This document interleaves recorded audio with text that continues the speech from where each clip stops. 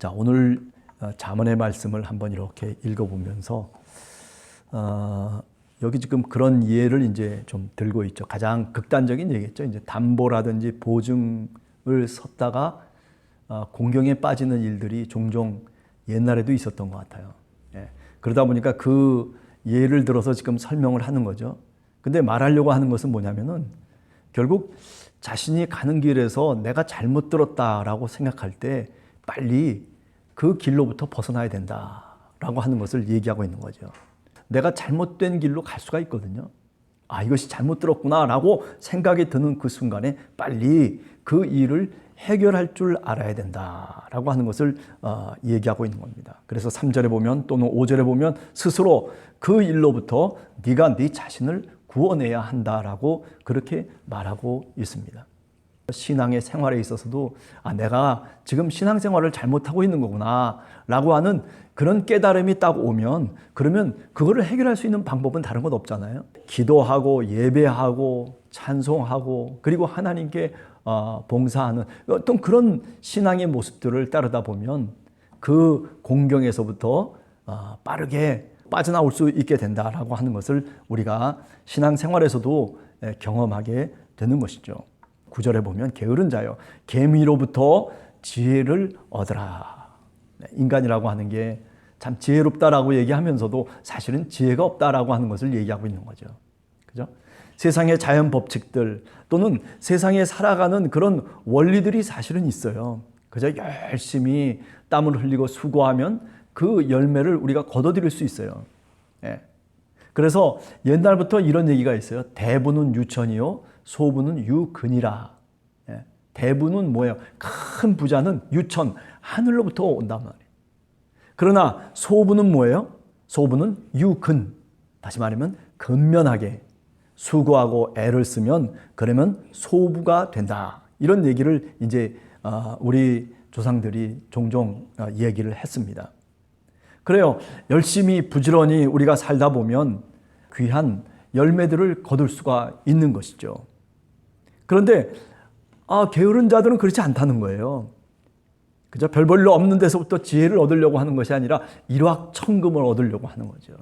개미를 보면서 지혜를 얻어라 라고 하는 얘기는 그래 개미를 보면서 지혜를 얻어야지 라고 하는 그런 의미도 들어와 있을런지 모르지만은 그러나 그것보다 더 중요한 것은 뭐냐면 그저 별 볼 일 없고 그리고 우리가 사소하게 넘길 수 있는 일들을 주의 깊게 바라보면서 그 속에서 삶의 문제를 해결하라고 하는 그런 의미를 내포하고 있다라고 볼 수 있죠. 그러면서 얘기를 합니다. 개미라고 하는 것이 가만히 보니까 그죠? 겨울을 대비하기 위해서 배고플 때를 대비하기 위해서 아무것도 밖에 나가서 일할 수 없는 그때를 대비해서 양식을 여름 내내 추수 때까지 그 양식을 모아가지고 곳간에다가 창고에다가 쌓아놓는다라고 하는 것을 얘기하고 있는 거죠. 다시 말하면 환난을 대비해서 준비해 놓고 있어야 된다라고 하는 겁니다.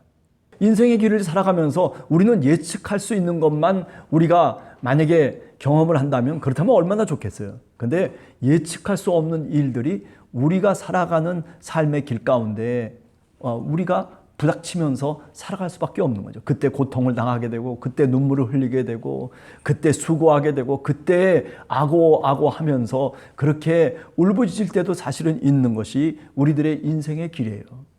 네. 모든 게 다 순탄하게 된다면 그것보다 더 좋은 것이 어디 있겠습니까? 저는 종종 가끔 그런 생각을 해요. 내가 노력한 만큼 그만큼 열매를 그 노력한 만큼 수고한 만큼의 열매를 거둬들이는 것만 해도 참 하나님의 은혜다 생각을 해요. 대부분의 사람들은 사실은 그렇게 살아가고 있지를 못하잖아요. 오늘 우리 사회가 자본주의 사회고 그리고 능력 위주의 사회고 뭐 누구든지 다 할 수 있는 자유가 있다라고 얘기하지만은 그러나 그 자유 속에 사실은 자유하지 못하는 것들도 얼마나 많은지 몰라요. 우리 사회의 구조라고 하는 것이 얼마나 왜곡된 구조로서 사실은 살아가고 있다는 것을 늘 경험하면서 살아가죠. 어떤 위급한 상황이 있었을 때 내가 그것을 대비하기 위해서 준비해야 될 것들이 있단 말이죠. 저는 기도라고 하는 것이 신앙과 믿음이라고 하는 것이 바로 그와 같은 것이다라고 생각을 해요. 물론 꼭 맞는 얘기는 아닐런지 모르지만은 그잖아요. 우리가 하나님께 기도하고 하나님 앞에 깨어서 주님 앞에 강구하는 것은 뭐 다른 것 있겠습니까? 물론 내가 편안하기 위해서 하나님을 부르면서 하나님의 도움을 구하는 것이죠. 그러나 한편으로 생각해 보면 우리가 어떤 때는 위급할 때가 있고 어떤 때는 불행이 부닥쳐 올 때가 있어요. 어떤 때는 시험과 실족이 우리를 가만히 내버려 두지 않을 때가 있단 말이죠. 그래서 고난 속에 빠지는 거 아니겠어요?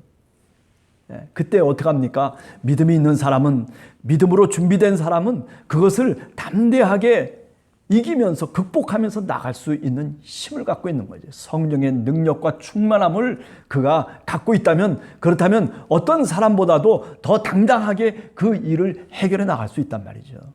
하나님의 지혜를 구하고 하나님의 능력을 구하면서 그러면서 믿음으로 그 일들을 헤쳐나갈 수 있는 그런 신앙인이 사실은 오늘 우리가 원하는 기도하는 신앙인의 모습이 아니겠느냐 생각을 해본다면, 그렇다면 우리 함께하는 교회 성도들 한 사람 한 사람 가정마다 이런 믿음의 모습이 그죠? 우리들 신앙인의 모습이 되기를 간절히 원합니다. 우리가 인생을 살아가면서 참 지혜가 무엇인지를 깨닫고 그리고 그 지혜를 의지하고 살아갈 수 있는, 다시 말하면 믿음의 삶을 살아가는 여러분이 되기를 간절히 주님의 이름으로 축원합니다. 자, 그 다음에 세 번째 오늘 성경 말씀을 보면, 그런데 문제는 뭐냐면 많은 방해거리가 있고 장애물이 있어요. 그렇죠. 오늘 성경을 이렇게 보면 불량하고 악한 자는 이런 얘기가 나와요. 12절 이하에 보면 불량하고 악한 자는. 그런데 우리가 인생을 살아가면서 꼭 선한 사람만 만나고 선한 사람과 관계를 맺으면서 살아가는 게 아니에요. 불량한 사람들도 있고 악한 사람들도 있고 그리고 우리가 상대하기 싫은 사람들도 사실은 많이 있어요. 그런데 그 사람들의 특징은 뭐냐면 여기 얘기하는 것처럼 남을 해하고자 하는 그런 목적을 갖고 그리고 우리들에게 다가오는 사람들도 사실은 있단 말이죠. 근데 우리가 그것을 어떻게 금방 알 수가 있나요? 모르는 거죠. 근데 알 수 있는 방법을 오늘 성경은 얘기하고 있어요. 뭐라고 얘기하고 있습니까? 불량한 사람, 악한 사람이라고 하는 것은 어떤 속성을 갖고 있느냐 하면 첫 번째는 뭐냐면은 구부러진 말을 한다는 거예요.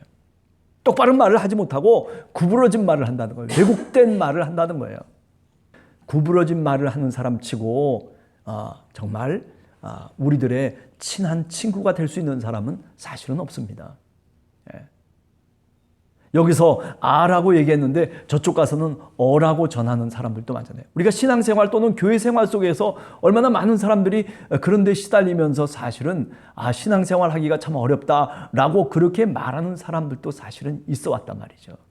문제는 뭐냐면 그렇게 구부러진 말을 해도 그것이 구부러진 말인지를 분별할 수 없다는 게 문제가 있는 거예요. 여러분, 세상을 살아가면서 있잖아요. 우리가 말로 사람을 대화하면 안 돼요. 그 사람의 마음을 읽을 줄 알아야 돼요. 귀로 듣는 것으로만 우리가 어떤 것을 판단하려고 하다 보면 굉장히 왜곡될 수가 있어요. 내가 마음으로 진정으로 그 사람과 대화를 할 수 있는 그런 대화 속에서 비로소 우리는 진실과 거짓을 분별해낼 수 있는 겁니다. 그 전까지는 멈춰 있어야 돼요. 이 사람이 좋은 사람이다. 이 사람이 어떤 사람이다. 이 사람은 이렇겠다 저렇겠다라고 하는 그런 어떤 헤아림도 할 수 있을지 모르지만 그러나 마음으로 내가 소통하지 않는 이상은 그런 판단을 내가 먼저 내려야 될 필요가 없다라고 하는 거죠. 섣불리 그렇게 선입견을 갖고 또는 그런 말을 함부로 해서는 안 된다라고 하는 거죠. 그죠? 그 다음에 어떤 얘기를 하고 있습니까? 눈짓을 말하며 발로 그 뜻을 보이며. 참 재미난 얘기들이죠. 마음으로 하는 게 아니고요. 눈짓으로 그리고 발로 그리고 말로라고 얘기하고 있어요. 손가락질로 그 뜻을 보인다는 거죠. 사람의 약점을 저 사람은 저런 사람이야 어떻다 저떻다 남에게 평가를 하는 사람, 자기 자신에 대해서 평가를 못하고 남들에 대해서만큼은 되게 평가를 잘하는 사람들이 있어요. 그게 어떤 기질적인 말하자면 성격의 기질일런지는 모르겠는데 그러나 그런 것들이 굉장히 사실은 대인관계에 있어서 굉장히 조심해야 될 부분이다라고 하는 거죠. 나는 어떤 사람인가 한번 다시 내 스스로를 한번 진단해 볼 필요가 있습니다. 그죠? 나는 남을 향해서 손가락질을 많이 하는 사람인지 아니면 내 자신에 대해서 내가 손가락질을 하는 사람인지 한번 내가 그 무게의 추를 한번 재어볼 필요가 있겠다라고 하는 거죠. 예. 어떤 사람은 칭찬하는 것보다는 남의 약점을 잡아가지고 그래가지고 그 약점을 잡아가지고 물고 늘어지는 사람들도 있어요. 될 수 있으면은 그죠? 우리가 바른 말을 해야 됩니다. 예.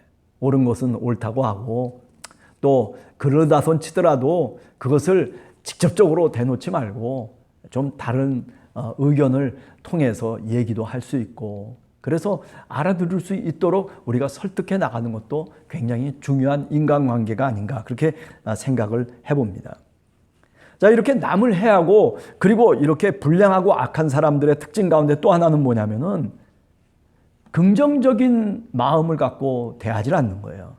늘 마음속에 부정적인 얘기를 얘기하기를 즐겨하는 사람입니다. 그러다 보니까 다툼의 원인이 거기서부터 출발하기 시작할 때가 많아요. 14절에 보면 그저 마음의 패역을 품으며 항상 악을 꾀하여 다툼을 일으키는 자라. 네. 어디 공동체 속에서 다툼의 출발점이 누구냐? 그게 내가 될 경우가 많다면은 그 사람은 한번 다시 우리 자신을 뒤돌아 봐야 돼요. 아니 특별히 신앙인이라면 내가 정말 신앙인인가? 내가 정말 믿음의 삶을 살고 있는 사람인가라고 하는 것에 대해서 내가 한 번 더 퀘스천을 달아야 됩니다. 믿음의 사람이라면은 그죠? 어떤 다툼을 일으키는 그 현장 속에서도 다툼을 화해시키고 그리고 화목하게 하는 피스메이커가 돼야 된다라고 하는 거죠. 그러기 위해서는 어떻습니까? 우리가 지혜로워야 돼요. 그죠? 저 사람이 누구구나, 저런 사람이 어떻구나, 이런 것들을 우리가 헤아릴 수 있죠. 그것을 갖고 비판하라는 얘기가 아니라 우리가 그런 지혜를 갖고 분별하면서 헤아리면서 그러면서 정말 올바르고 정직한 그 편에 설 수 있어야 된다라고 하는 것을 오늘 성경은 말씀하고 있습니다. 그래요. 재산이 많으면서도 그러면서도 다툼이 일어나는 것은 재산이 없고 가난함에도 불구하고 화목한 것보다 못하다. 그렇게 얘기를 하고 있거든요. 자, 그 다음에 마지막으로 하나님이 싫어하는 것이 있다는 거예요. 하나님이 싫어하는 건 몇 가지가 있는데 한 7가지 정도가 나와요. 우선 첫 번째는 뭡니까? 교만한 눈. 교만한 눈이에요. 사람을 깔보는 거죠. 나는 이런데 너는 도대체 뭐냐? 뭐 이런 식의 어떤 눈짓을 주는 거죠. 그죠? 사람이 이렇게 교만한 눈을 갖고 살아가다 보면은 여러 가지 어려운 말하자면 다툼이 일어나기 마련입니다. 왠지 저 사람하고 얘기하면 왠지 기분 나빠요. 왠지 내 위에서 꼬나보면서 그러면서 너는 별것도 아닌 게 라고 하는 식으로 이야기하고 그렇게 눈짓을 줄 때에 그 당사자는 굉장히 사실은 힘든 거죠. 도대체 내가 뭔가? 아니 도대체 이 사람은 도대체 뭐야? 이런 식으로 말하자면 대들 수밖에 없는. 그죠? 그 다음에 두 번째는 뭡니까? 거짓된 혀예요. 우리가 말을 할 때 그죠? 정직한 말을 해야 되겠죠. 정직한 말을. 근데 정직한 말을 할 때에도 그냥 나는 정직하니까 그냥 직선적으로 정직한 말을 해야 되면요. 그것도 참 힘든 겁니다. 그게 지혜가 없는 거예요. 우리가 직선적으로 정직을 얘기할 때도요. 얘기하는 방법이 있는 거예요. 그잖아요. 저 사람이 기분 나쁠 줄 뻔히 아는데 저 사람은 정직하지가 않아요. 그런데 정직한 얘기를 갖다 대고서 딱 틀어놓으면 저 사람이 어떻게 되겠어요? 그죠? 그러니까 그것도 지혜롭게 사실은 말하자면 그 거짓된 혀를 잠재울 수 있어야 되는데 그런데 깨딱하면 거기서 싸움이 벌어지고 다툼이 벌어져 버리는 거죠. 그래서 오고 가는 게 이제 욕설이 오고 가게 되고 뭐 그러다 보면 엉망진창이 돼버리고 마는 거죠. 교회 속에서도 가끔 교인들끼리 그죠? 우리 주변에서 보면 교회가 이제 분란이 일어나가지고 서로 다퉈가지고 뭐 그냥 서로 막 그냥 원수지간이 되고 뭐 이런 일들이 종종 어떤 때는 있단 말이에요. 그게 다 뭐냐면은 사실 혀의 문제입니다. 말의 문제입니다. 예. 그죠? 그 다음에 세 번째는 뭡니까? 세 번째는 무죄한 자의 피 흘리는 손이에요. 예. 죄 없는 사람에게 희생을 강요하는 거죠. 오늘 우리가 살아가는 사회 속에 이런 일들이 얼마나 많습니까? 정말 무죄한 사람인데도 불구하고 그런데 죄가 뒤집어 쓰여지는 거죠. 네. 그죠? 뭐 이런 얘기 있잖아요. 유전, 그죠? 유전, 무죄, 무전, 유죄. 뭐 이런 얘기도 사실은 나도는 얘기 아닙니까? 돈이 있으면 뭐 재판정에 가가지고 그래가지고 죄 없는 사람이 돼버리고 돈이 없으면 재판정에 가면 오히려 죄 없는 사람이 죄 있는 사람이 되고 마는 죄 없는 사람을 죄 있게 만드는 그 대표적인 예가 성경 속에서 누굽니까? 바로 예수 그리스도 우리의 주님이십니다. 빌라도의 법정에서 그리고 사내들인 그 공회에서 전혀 죄가 없는 한 사람을 무고하게 죄를 덮어 씌워가지고 그래서 피 흘렸어요. 십자가에 매달아 죽은 것이 바로 그리스도의 십자가 사건 아니겠습니까? 하나님이 싫어하는 것이라고. 그 다음에 네 번째는 뭡니까? 악한 계교를 꾀하는 마음이에요. 뭔가 출발은 그럴듯한데 그런데 나중에 보니까 여러 사람들이 힘들어하는 거예요. 야, 처음엔 선한 것 같이 해가지고 이렇게 출발을 했는데 나중에 보니까 이 사람 저 사람 저 사람 이 사람 할 것 없이 결국 여러 가지 어려움을 당하고 시험 가운데 들어가게 만들고 뭐 이런 등등의 일들이 만약에 벌어지고 있다면은 그것은 하나님이 기뻐하실 수가 없는 거죠. 좀 좋지 않은 행동을 하고 좋지 않은 말을 하고 그리고 사람들을 꿰어내기도 하고 뭐 이렇게 저렇게 쏠리는 그런 현상들이 공동체 속에 없어란 법은 없겠지만은 그러나 동기가 중요한 거예요. 악한 계교라고 얘기하고 있어요. 그렇죠? 이미 의도적으로 그렇게 하려고 하는 사람들이 있다는 거죠. 왜? 내가 나를 자랑하기 위해서 내가 남보다 더 낫다라고 하는 것을 표현해 주기 위해서 그래서 남을 업심여기고 그리고 남을 해하고자 하는 그런 말과 그런 행동과 그런 계획들을 마음속에 갖고 있는 사람들이 종종 있다는 얘기입니다. 자, 그 다음에 다섯 번째는 뭐냐면은 악에 대해서 빠르게 반응하는 사람이에요. 예를 들면 이런 거예요. 남에게 뭐 저 사람 왜 저래? 하면 같이 막 빠르게 동조해 버리는 거예요. 그렇지. 야, 저 사람 저렇지. 뭐 어쩌지. 아니에요. 그때는요. 한 발자국 물러서서 다시 한 번 더 침착하게 그게 맞는 말인지 틀린 말인지 내 입을 다물고 마음속으로 헤아릴 줄 알아야 된단 말이에요. 그게 지혜예요. 그런데 그렇지 않냐고 누가 뭐라고 얘기하면 그냥 거기에 그냥 뭐 빠르게 동조해 버리는 거예요. 뭐 그걸 우리가 보통 귀가 얇다 뭐 그런 얘기도 합니다만은 뭐 그런 의미라기보다는 그죠? 뭔가 악한 것을 뭔가 좋지 않은 것 뭐 좀 잘못된 것을 얘기할 수도 있는 거 아니겠어요? 그런데 문제는 뭐냐면 그것을 해결하려고 하는 게 아니라 거기다가 기름을 붓는 사람들이 있는 거예요. 교회 속에서 우리가 종종 그런 경험들을 할 때도 있잖아요. 그러다 보니까 서로 뭐 그냥 갈등이 심해지고 뭐 그러다 보니까 교회 떠난다 뭐 이런다 저런다 하는 사람들도 사실은 우리 교회 말고 다른 교회에서는 많이 있더라고요. 그죠? 그러니까 악에 대해서 빠르게 반응을 할 필요가 없어요. 누가 뭐라고 얘기하면요, 누가 좀 다른 사람에게 대해서 좀 싫은 얘기를 하면요, 그때는 입을 딱 다물고 한번 이렇게 마음으로 헤아려 봐야 돼요. 시간을 두고 하나, 둘, 셋, 넷 하고 한 10가지 쉬면서 그러면서 그 다음에 얘기해도 충분히 얘기할 수 있어요. 그 다음에 여섯 번째 뭡니까? 하나님이 싫어하는 것은 뭐냐면 거짓 증인이에요. 내가 안다는 거, 내가 봤다는 거예요. 참나 기가 막힌 얘기들이죠. 뭘 언제 봤어요? 언제 들었어요? 언제 어떻게 했어요? 아무것도 모르면서도 그러면서 막 그냥 얘기를 하는 사람들이 있어요. 어떻게 보면 좀 무식하다고도 얘기할 수 있고 어떻게 보면 무모하다고도 얘기할 수 있는 그런 짓들을 하는 분들이 어떤 때는 우리가 경험할 수 있는 거죠. 세상을 살아가면서 종종 이런 분들을 만나는 경우들이 있어요. 사실 만나지 않아야 되겠죠. 예. 그죠? 내가 다 안다는 거야. 내가 다 들었다는 거야. 내가 뭐 그렇다. 그건 뭐냐면 그 사람이 자기에 도취돼서 살아가는 사람이에요. 객관적인 어떤 사실을 근거로 해서 얘기하려고 하는 것이 아니라, 그죠? 자기 자신의 어떤 의견을 표출하는, 인간이라고 하는 게 지난 새벽 기도회 때도 그런 말씀 드렸지만은 들으려고 하는 소리만 듣는 거예요. 그래서 내가 듣고 싶은 소리만 사실은 듣고 살아가요. 인간이 사실은 그래요. 굉장히 뭐 거룩한 척하고 굉장히 뭐 아주 뭐 윤리적인 척 해도요. 사실 그 속을 보면요. 우리 고집이 보통 고집이 아닙니다. 성령의 능력이 아니고서는요. 우리가 바뀌어질 수가 없는 사람들이에요.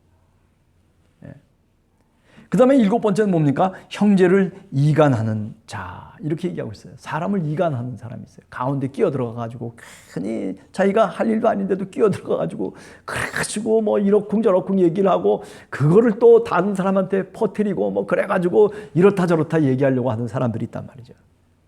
오늘 우리 정치 상황을 한번 보세요. 저는 우리 정치 상황이 이런 이간의 정치다라고 그렇게 생각이 돼요. 참과 거짓을 분별하지를 못하고, 그죠? 이제 앞으로 우리 시대가 AI라고 하는 인공지능 시대가 돌아오게 되면요. 참과 거짓이 분별하기가 힘들어집니다. 아마 제가 생각할 때는 제가 죽고 난 다음일런지 모르지만은 굉장히 어려운 시대가 돌아올 것이다라고 이미 AI를 만들어 놓은 그 구글의 그 CEO였던 사람이 얘기를 하잖아요. 정말 힘든 사회가, 힘든 세대가 이제 돌아오고 있다라고 하는 사실이죠. 두렵다는 거예요. 거짓이 진짜로 포장이 돼가지고, 그래가지고 많은 사람들에게 이야기를 하는 거예요. 근데 AI를 통해서 이루어진 것이기 때문에, 뭐 굉장히 치밀하게, 완벽하게 거짓을 얘기하는 거예요. 다 홀라당 넘어가 버리고 마는 거죠. 그러면 이제 어떻게 되겠습니까? 그 시대 속에서는 서로 불신하는 시대. 그러면 여기서는 또 AI를 더 만들어가지고 그래가지고 그것을 분석하고 그것을 어떻게 이게 얼마나 복잡한 세상 속에서 앞으로 살아가게 될지 가히 짐작이 됩니다. 그죠? 사람이 AI에게 맡기기 시작하면요. 이제 그 시대는 제가 보기에는 끝나는 시대라고 생각해요. 인간이 마음도 다 허물어지고 그리고 생각도 허물어지는 시대 속에 제가 보기엔 들어갈 것이다라고 생각을 해요. 제가 뭐 미래학자는 아닙니다만은 그러나 오늘 우리 시대를 가만히 돌이켜보면서 또 그런 우려를 갖고 사실은 많은 사람들이 지금 인공지능에 대해서도 많은 말들을 만들어내고 있는 것 또한 사실인 것이죠. 형제를 이간하는 자. 그죠? 사람을 대단히 가운데 껴서 뭐 이렇게 저렇게 만들어 놓는 그런 일들이 이제 앞으로는 아마 더 극심하게 일어나게 될 것이다 라고 하는 생각을 해보게 되는 거죠. 오늘 잠언 6장의 말씀을 생각해 봤습니다. 여러분, 우리가 길이 잘못됐다라고 생각할 때 그때 빨리 그 길로부터 벗어나야 돼요. 그러기 위해서는 우리가 준비되는 게 있어야 돼요. 그냥 어느 날 갑자기 내가 발만 탁 빼면 된다면 그렇다면 얼마나 좋겠어요. 그게 아니란 말이죠. 그러기 위해서는 어떻게 해야 돼요? 우리가 믿음으로 준비해야 돼요. 어떤 일이 부딪힐 때 우리가 그것을 잘 극복해낼 수 있는 그런 저력이 있어야 된단 말이에요. 영적인 파워가 있어야 된단 말이죠. 그죠? 흔들리지 않는 믿음의 파워가 사실은 우리들에게 있어야 되는데 그게 바로 신앙의 삶이 아니겠습니까? 하나님의 말씀을 읽기도 하고 묵상도 하면서 주님 앞에 기도하면서 무릎을 꿇고 늘 하나님께 간구했던 사람은 바로 그런 위기의 순간을 잘 극복해낼 수 있는 겁니다. 그래서 예수님께서도 시험에 들지 않게 기도하라고 말씀하신 게 바로 그런 의미라 저는 그렇게 생각을 해봅니다. 우리가 살아가면서 그렇기 때문에 신앙에 있어서 게으른 자가 되어서는 안 되겠다라고 하는 거죠. 하나님 앞에서 게으른 자로 살아가는 사람들이 아니라 그래요. 열심을 다해서 내가 최선을 다해서 하나님의 지혜를 얻고 그리고 하나님이 우리들에게 베푸시기를 원하시는 그 은혜를 우리가 받을 수 있는 그릇을 우리 스스로 준비하고 있어야 돼요. 여러분 그렇잖아요. 옷걸이가 있어야지 옷을 걸 수가 있을 거 아닙니까? 은혜의 옷을 우리에게 입혀주시기를 원하는데 우리에게 옷걸이가 없어요. 은혜를 담을 수 있는 그릇이 우리에게 만약에 준비되어 있지 않다면 그렇다면 그 은혜의 옷을 어떻게 걸 수 있으며 어떻게 그 은혜를 담을 수가 있겠습니까?